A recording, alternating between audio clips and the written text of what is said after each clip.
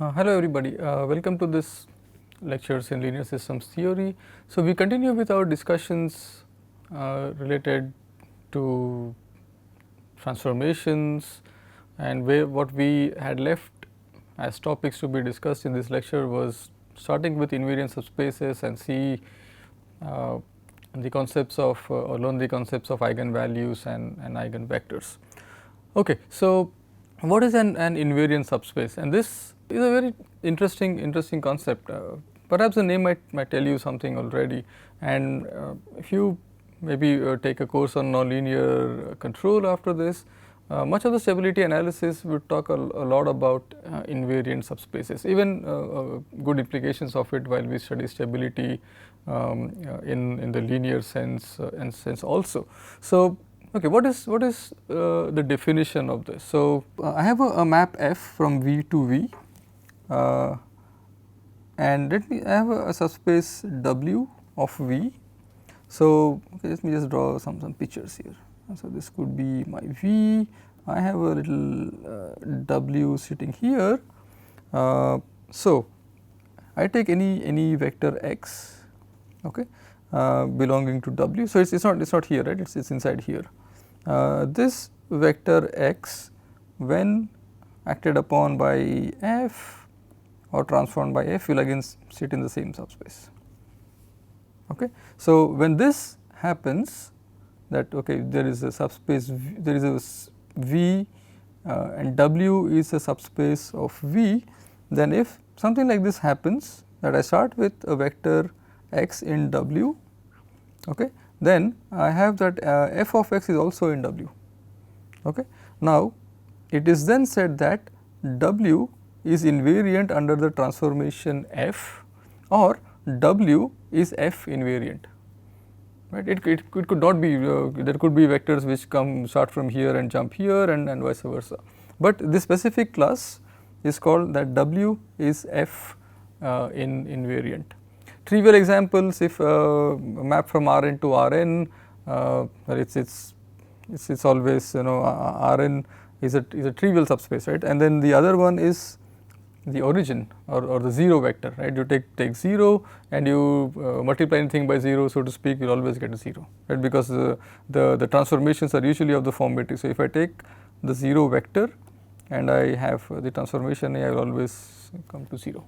This is also to do with so what we call as the equilibrium, right. So, if I say, well, what is the property of equilibrium? Well, if I am at equilibrium, I am always at equilibrium, assuming that there are no external perturbations. So, the equilibrium. So, say for example, if I just write x dot t is a x t, or in the discrete time as x k plus 1 is a x k.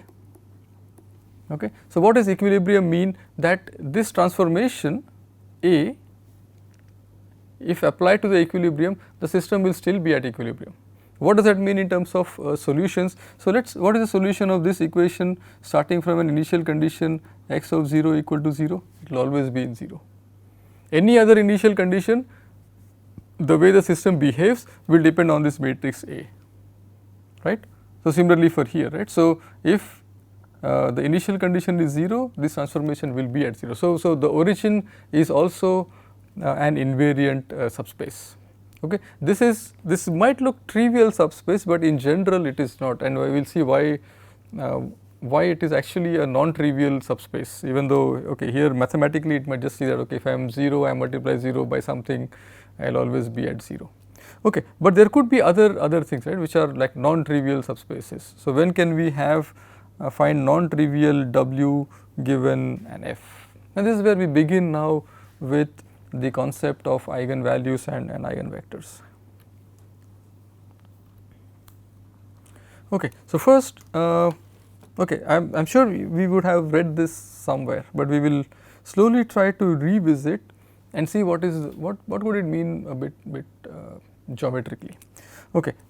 So, the statement here says that eigenvector of a linear transformation is a non-zero vector which only scales and does not change direction when this linear transformation is applied on it. Okay. So, typically if I take a linear transformation A and apply x on it, I might get some other arbitrary vector, right. So, this vector could be different in magnitude and different in direction, right. However, an exception happens in this case. So, if I write this statement mathematically, it will look something like this, right. So, just concentrate, let us concentrate on this one. The matrix representation of this F is A, and this A is such that when it acts on a vector x, it gives me lambda times x, right. So, here this lambda we can simply assume it to be some real number.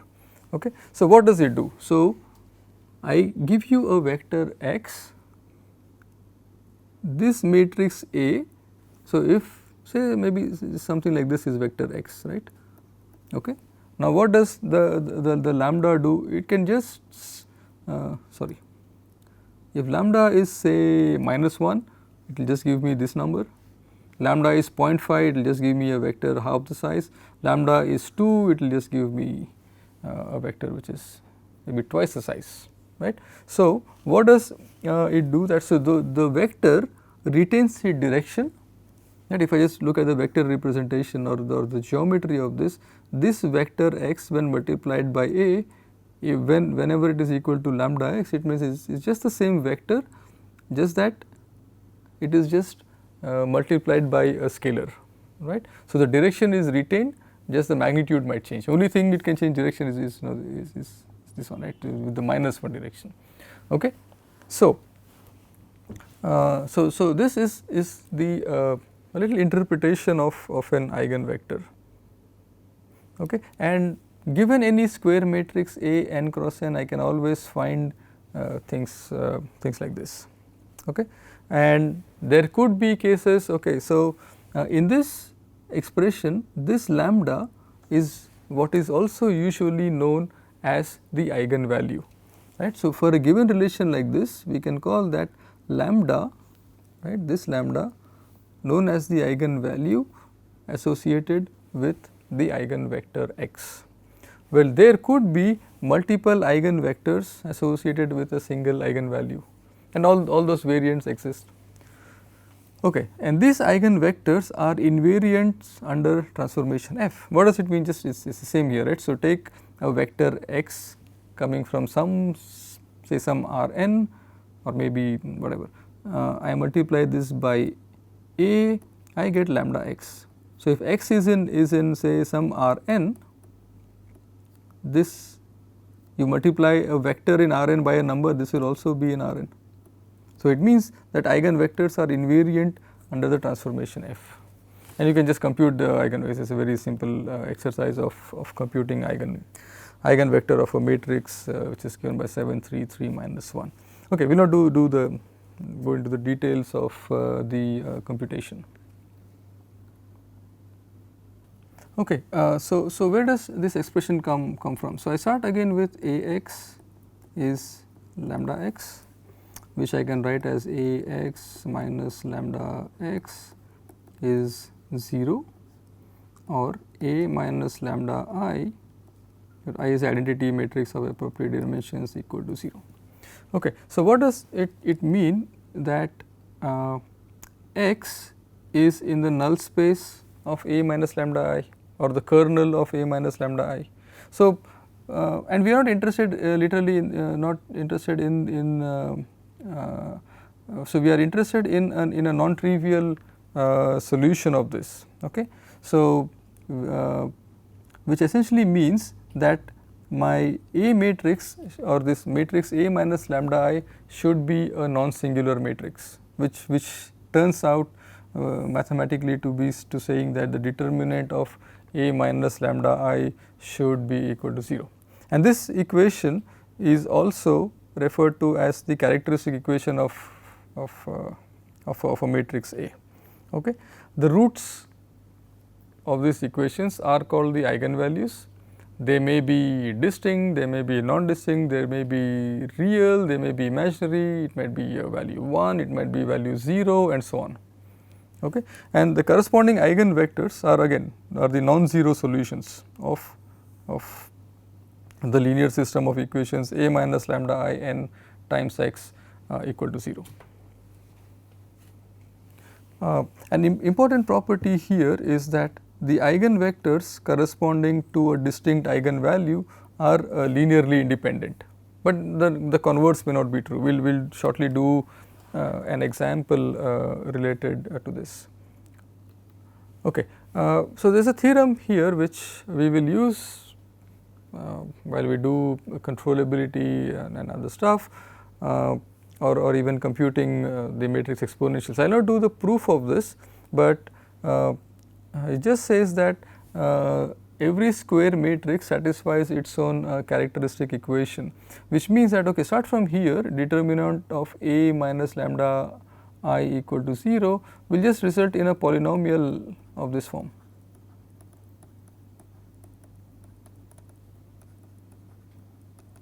So, I will have a A1 lambda power 1 and so on. So, I will get a polynomial of order n in lambda. So, this is the characteristic equation. What does the Cayley-Hamilton theorem say is that if I just replace this, loosely speaking, this matrix by A, so this replace lambda by A, I just have A n minus 1 plus A 0 I n. This is also true, that the matrix A satisfies its own. So, when I say this characteristic equation, what am I looking for? I am looking to find solutions lambda, and if you just replace lambda by A, the equation still holds. We will postpone the proof till a little later. So, when next time when we encounter the use of Cayley-Hamilton theorem, we can just take a little detour, do the proof and come back. Okay. There are some other properties of these eigenvalues. So, this is the standard way Ax equal to lambda x is usually called the right eigenvector of A, and whenever we say eigenvectors, it by default is the right eigenvector. However, there could also exist what is called the left eigenvector associated to the eigenvalue lambda, which is represented by this one. Y transpose of A is lambda of y. Again, this transpose and all comes for obvious reasons, right. Okay. It is also possible to choose these y's, y1, y2 and so on, which are the left eigenvectors and the right eigenvectors, such that, well, they either in such a way that y times x equal to 0 or y times x could also be equal to 1. And this again, so how do we do this? Well, we can look at those transformations which we did earlier. Okay. So there should be a transpose here. Okay. Sorry about that.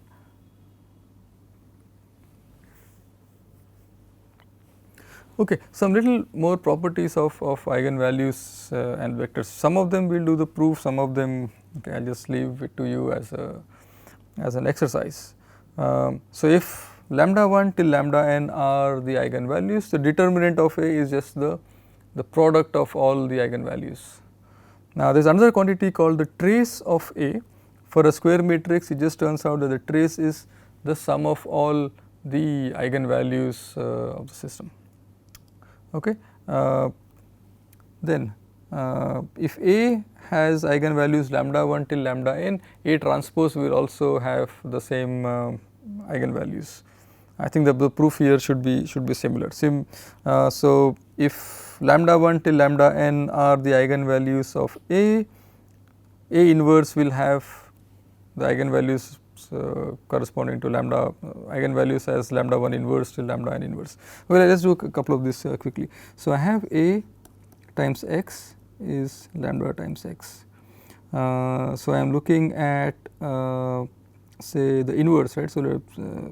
So, so here assuming that the matrix is invertible, so A inverse A x is A inverse lambda of x. So, this will be x is A inverse lambda of x, or I can rewrite this as A inverse of x is lambda inverse of x. again assuming that none of the lambdas are 0, otherwise this will not hold. Similarly, I can find out what, so that the of this statement, right. So, so A x is lambda x. So, I can find out what are, so how do these relate to the eigenvalues of A transpose. So, let us start from here, take the transpose. So, this will be x transpose, A transpose is lambda times x transpose, and if you look at it, this is similar to this expression. So, it means two things here. One is that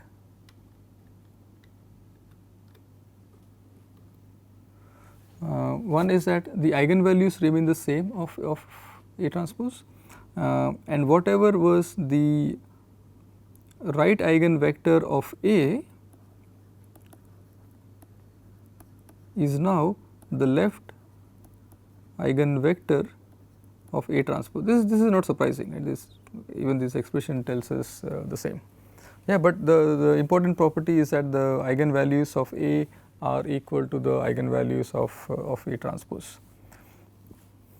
Okay, so if I take a matrix A, I multiply it by lambda, the eigenvalues will be scaled up by lambda. I will not do the proof of this.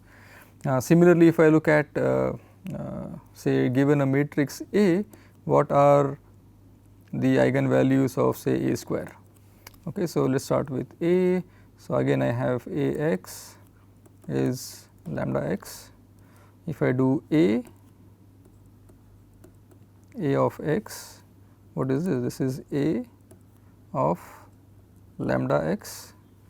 Now, this is again I can rewrite as A, so lambda A x is, what is A x from here is lambda x. So, I will have lambda square x. So, I have one relation which says the following, that A square x is lambda square x, which means that that lambda square is an eigenvalue of A square, and I can still do it till p. So, A p, if I take a particular eigenvalue, so this will be lambda p times x. Okay. Now, lastly, if q of x is a polynomial in x, then q of lambda 1 till q of lambda n are the values of q of A, and this actually can be viewed as some kind of version of or an application of the Cayley-Hamilton theorem. Okay. So, some other important things, like really the special cases of eigenvalues. So, if eigenvalue is 0, okay, so this is corresponds to lambda equal to 0. So, which essentially means that A times x will be 0. So, this means that x, which is the eigenvector, is in the null space of A, and this x is non-zero. If you look, so we are all the time interested, or most of the time interested in non-trivial eigenvectors. So, which means that there exists a non-zero, or a non-trivial null space to A. So, what is a trivial null space? X equal to 0, right? If x equal to 0, A times 0 is 0. This is a trivial null space. It maps origin to origin if I look at it in terms of transformation. Whereas, if there is an eigenvalue of 0, then there exists a non-trivial null space to A. This also means that whenever there is a 0 eigenvalue, that this matrix is not invertible, or it is or it is also called as a singular matrix, or the determinant is also 0, right. Okay. Interesting thing also happens for the eigenvalue equal to 1. Okay. So, so if I have lambda equal to 1, then I end up with this A times x, which is lambda x is equal to x. Okay. if I look at this, so it can mean few things, right. So these transformations, so these are called the fixed points. So what happens if I take a square of x, right. So a square of x will be a of x. What is a of x is again x, again a of x is again x. So similarly you can do a n of x will still give you x, and therefore these are called the fixed points of the transformation. So how many ever times I apply the transformation, I just remain at x. Okay. So an interesting case is, okay, what when A is the identity, say the n cross n identity matrix. Identity matrix will have lambda equal to 1, this is a trivial thing. And what are the eigenvectors? Well, all vectors or any vector, right, all vectors are the eigenvectors corresponding to lambda equal to 1. You can just check that.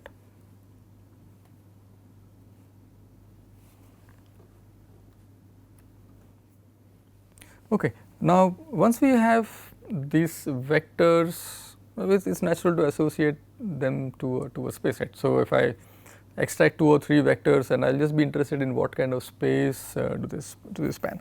So, that leads us to defining the concept of an eigenspace.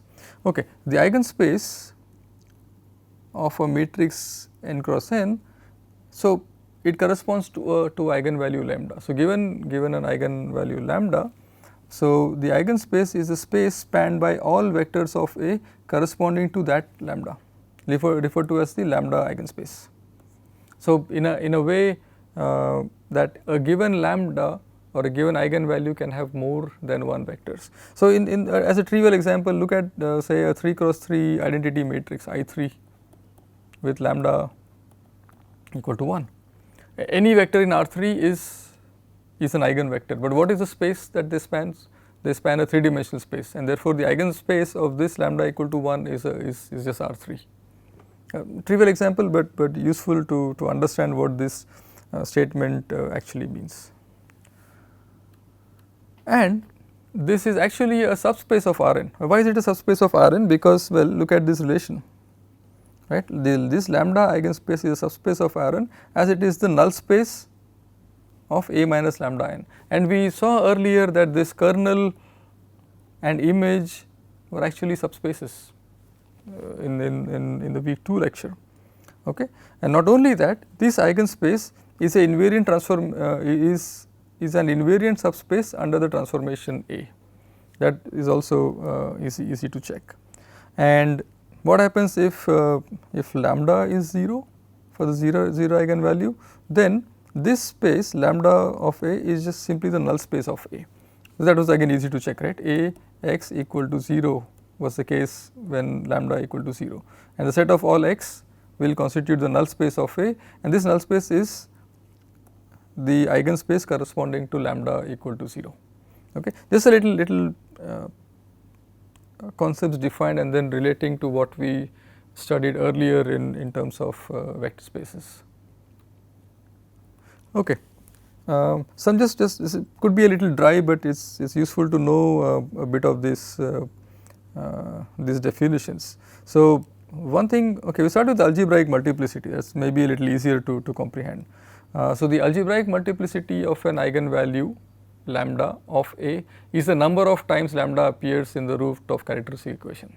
Again, if I take the 3 cross 3 identity matrix, the algebraic multiplicities would just be 1. If I look at In as my matrix at hand. So the geometric multiplicity similarly of eigenvalue of A is the dimension of eigenspace, right. Again, what was the if I look at I3, okay, just so I3, the 3-dimensional identity or the 3 cross 3 identity matrix had an eigenvalue of 1, and what is the dimension of its eigenspace? Well, the dimension of its eigenspace was also equal to 3. Okay. So its geometric multiplicity was 3, algebraic multiplicity is also 3. In general, it could be the number of independent eigenvectors associated with an eigenvalue. So this word independent is important, right? So what we said for the I3 matrix is that any vector in R3 is an eigenvector, but how many of them can be independent of each other, which we take any standard basis, it will just be 3, and the remaining vectors can always be written as some kind of linear combination of these 3 vectors. So the dimension or the number of independent eigenvector associated to this eigenvalue would at best be 3. And so this is like a trivial example, right, where the algebraic multiplicity coincides with the geometric multiplicity. Okay, so I should write a 3 here. Okay, so in general they can be different, but what can happen is the geometric multiplicity can be at most equal to the algebraic multiplicity, right? If this is 3, this can never be 4, it can at best be 3. And of course the sum of algebraic multiplicity of all eigenvalues of n cross n matrix is n. So let us say I have say lambda n with a multiplicity of n1, lambda 2 with a multiplicity of n2, lambda 3 with a multiplicity of n3. I am talking of the algebraic multiplicity. So in an n dimensional space, this n1 plus n2 plus n3 will always be equal to n. This is not surprising, right, because I am just counting all the number of eigenvalues. Okay. So an important property whenever we talk of eigenvalues or in general of matrices is about diagonalizing the matrix. So we spend a lot of time doing that in our math 1 or 2 courses. I mean, if people had followed books like Grewal or something, there was lots of things on diagonalizability of matrix, which was also kind of used to solve equations by elimination methods. Okay, so the thing is we never ask ourselves, can we always do that, right? Just given a problem, I just apply the standard techniques and try to diagonalize. Now the question is, when can I actually do that, right? So if for every eigenvalue of A, if the geometric multiplicity equals the algebraic multiplicity, then A is said to be diagonalizable. So there is also then a counter question of what if the algebraic multiplicity and geometric multiplicity are not the same. Okay, we'll keep that question for a little later, maybe in the next 1 or 2 lectures we will try to answer this question. But this is a very important property to know. We always were talking of diagonalizable matrices without really understanding if I can always do that. We'll do examples and counter examples to this in maybe also one of the tutorial classes. Okay, as an example, let's do this, right. So the question is to find geometric and algebraic multiplicity of all eigenvalues of A, which is this one. So I'll just skip the computations, but the eigenvalues here are lambda equal to 1 and 1, which means the algebraic multiplicity of lambda is 2. Okay, now what is the geometric multiplicity? So I'll just find the set of all eigenvectors associated to this eigenvalue. Okay, so let's do this. So I have A, which is 1 1 0 1 minus lambda, which is 1 times the identity 1 0 0 1. Right, so this is what I look at, right, like A minus lambda I times x equal to 0. This will give me a 0 here, a 0 here,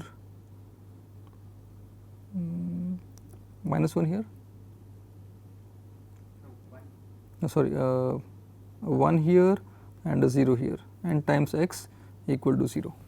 So this we are in R2, so let us simplify this and write this as 0 1 0 0 x1 x2 equal to 0. So what are the possible x's here, or what's the possible x1 and x2? So the only equation or only thing I can infer from this is x2 equal to 0, and therefore any vector of the form x1 0 is an eigenvector. Okay, now what is the span of this? The span of this will just be a one dimensional subspace, right? Okay, now let us go back to the definition of the definition of algebraic multiplicity is simple, right? Just find how many times lambda equal to 1 occurs. The answer is 2. So, the geometric multiplicity is the dimension of the eigenspace of this one, or the number of linearly independent eigenvectors. So, how many linearly independent eigenvectors I can get is just 1. So, I can take x1 or multiples of x1. I can just say, okay, this is an eigenvector. Any other eigenvector would just be a multiple of this. It could be 4 comma 0, minus 4 comma 0, and so on. Okay. So, the geometric multiplicity here is 1 and the algebraic multiplicity is 2. So, this a little example to show that to validate this statement, that they can be different, and so this does not need a proof. It is a little easy to understand that the geometric multiplicity can at best be equal to the algebraic multiplicity. Okay, so just a little example, or if we remember one of the examples which we did when we were looking at building consensus algorithms in a wireless sensor networks, or do they converge to some value, and we talked about some properties of matrices and how they converge to certain eigenvector. Okay. So, I will just do a little, not really a proof of what was happening there, but give a little intuition behind why that algorithm converged to a certain value, which was the average of all the initial conditions. It is just from the week 1 lectures. So, this also is maybe an example straight from Gilbert's ranks, where he motivates by saying, what should I do if I want to compute given a matrix a power 100? Do I do it 100 times? Right, that will be computationally expensive. Now, are there easier tricks to do this? So, you just redo that example here so that we understand of where we are going from here. And again, at each point of time, we will try to give it a system theoretic explanation. Okay. So, the matrix he uses there is A is 0.8, 0.3, 0.2 and 0.7. So, if you look at it, the columns add up to 1. Could be a little relevant to what we had, the statements that we had earlier. Okay. So, this has eigenvalues of lambda is 1 and lambda as 1 by 2. Okay. And the corresponding eigenvectors of 0.6, 0.4 and 1, minus 1. Okay. So, what was also so we earlier said that if lambda is the eigenvalue of A, then lambda square is the eigenvalue of A square. Well, what is eigenvector? Eigenvector of A square or A square has the same eigenvector as A. So, A square, sorry, I will just write it a little nicely. So, this maybe we didn't mention it earlier, but A square has the same eigenvector as A. Okay. Okay. It's just a little thing which we would have missed earlier. Okay. So, now what does A power 100 look like? Well, A power 100 apparently would look close to something like this, 0.6, 0.4, 0.6, 0.4. Okay. So, if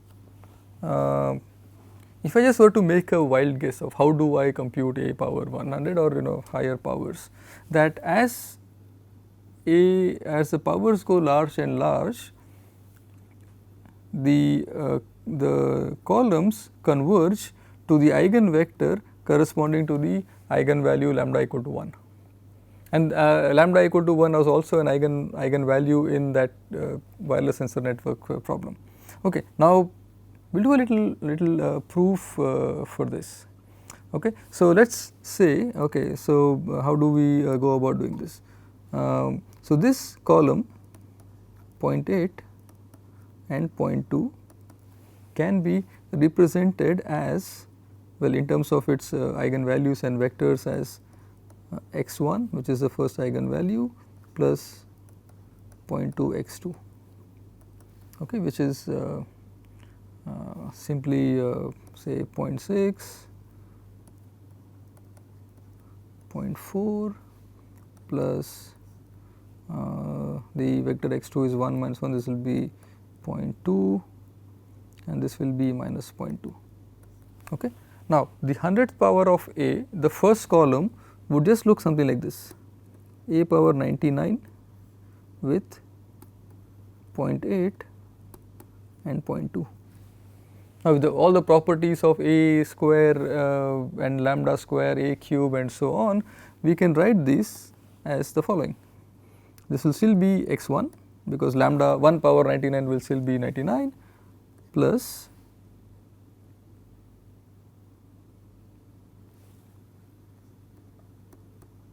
(0.2) times lambda 2 power 99 times x2.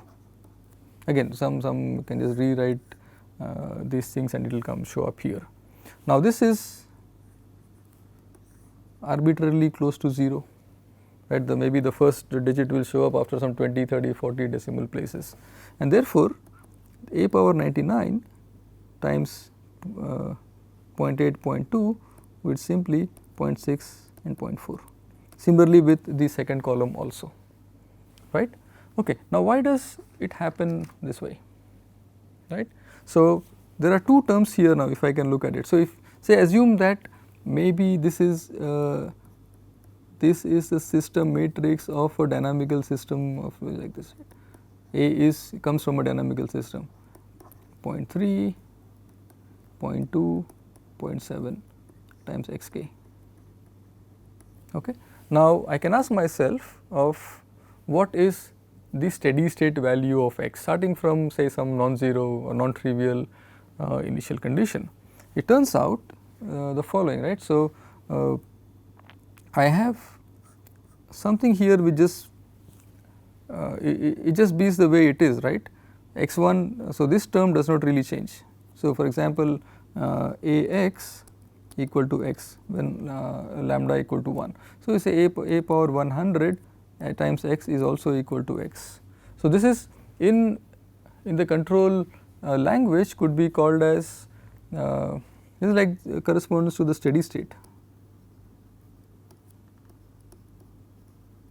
right, where if I am a steady state I just be there for like forever, right. This corresponds to the eigenvalue of lambda equal to 1.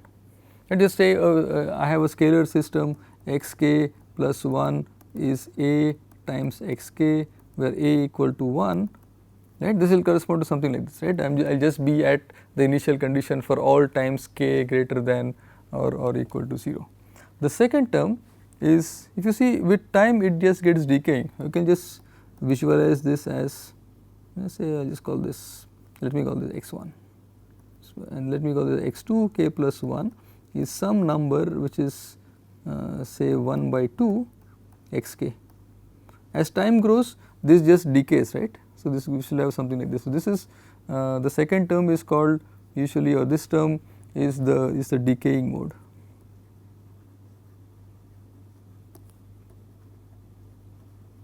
Right, and at steady state it just converges to values like this.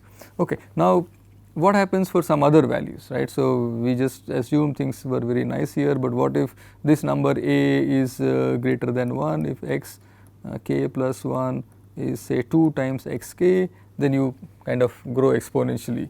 Similarly, if my eigenvalue lambda is minus 1 instead of plus 1, then I have xk plus 1 is say minus of xk, then I will just be switching between plus 1 and minus 1 and there will actually be no steady state that will exist, right, and so on. So, these are essentially, so if I were to look at this in terms of poles of the system, this would be called as a marginally stable system in the discrete sense. So, we may at the moment not really know the definitions or the interpretations of stability, but the way the system behaves at steady state shows that it is a marginally stable system, that I am just at a particular, I just reach a constant non-zero value.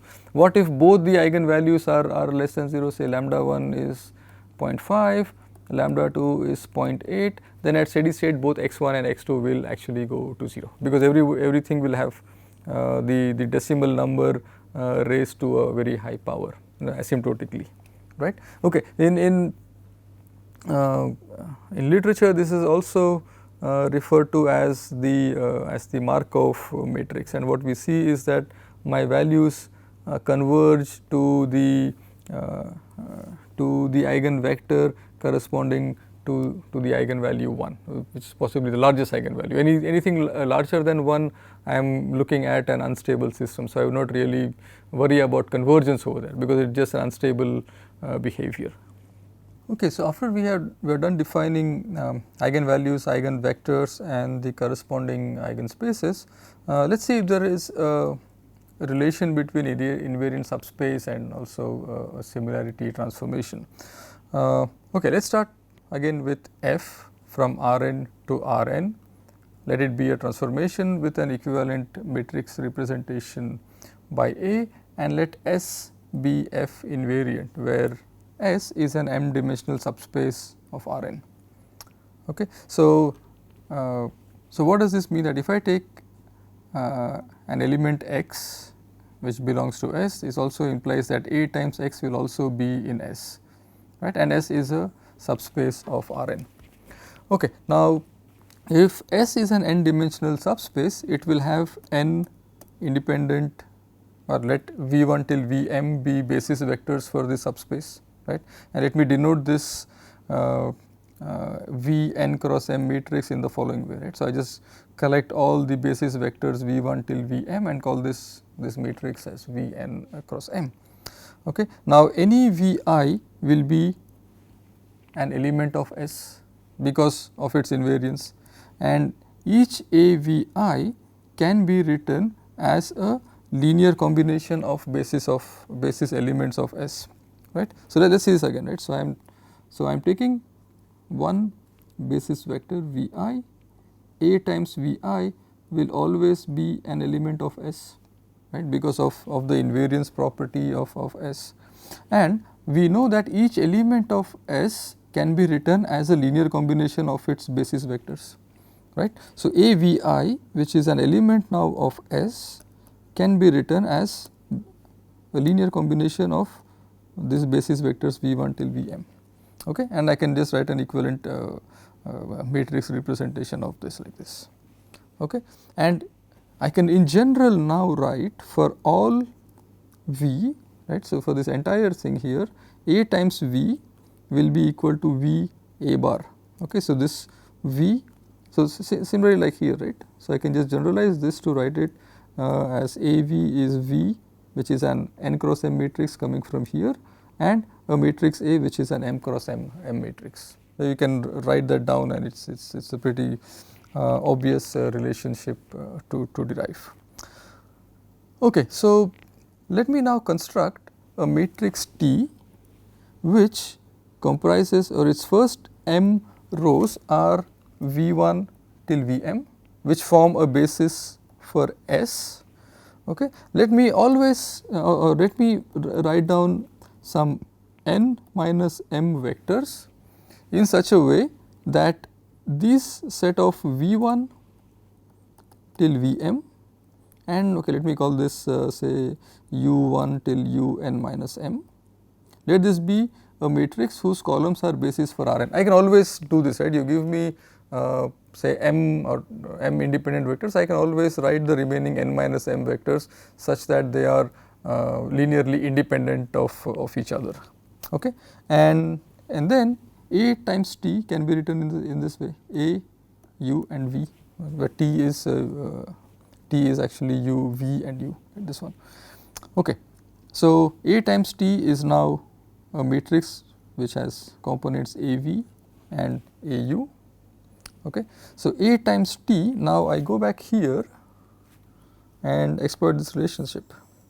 A times V is V A bar, okay. This can now be written as A times T as T A bar and 0 and T inverse. I just multiply by T and its inverse, and this is obvious to check because T has a representation of V and U, okay. So, I can equivalently write this as this, okay. So, now what I have is A times T is T A bar and 0, T inverse A bar and U, okay. So, now from this I can write T inverse AT So, I just get this on the other side. So, what I am left with here, so this T also goes here. So, I have T inverse A T. So, just concentrate on this term, this is the term of interest. So, I have A bar, I have 0 and certain terms here A 1 2 and A 2 2, this could be whatever. Okay. So, what does it mean that, so this the invariant subspace of A results in a similarity transformation as we just derived. Okay. What is the importance of this? The importance of this will be seen when we decompose a given system into its controllable and uncontrollable components. So, that and similarly with observable and non-observable components. So, we will remember this and use this as a basis to generate what is called as controllable subspaces. Okay. So, to end this lecture, so what we saw was the concept of invariant subspaces, eigenvalues and eigenvectors. In the next lecture, we will talk about diagonalization, generalized eigenvectors, the Jordan form and the singular value decomposition. These are also would be instrumental in simplifying complex matrix computations. So, that's coming up in the next lecture. Thank you.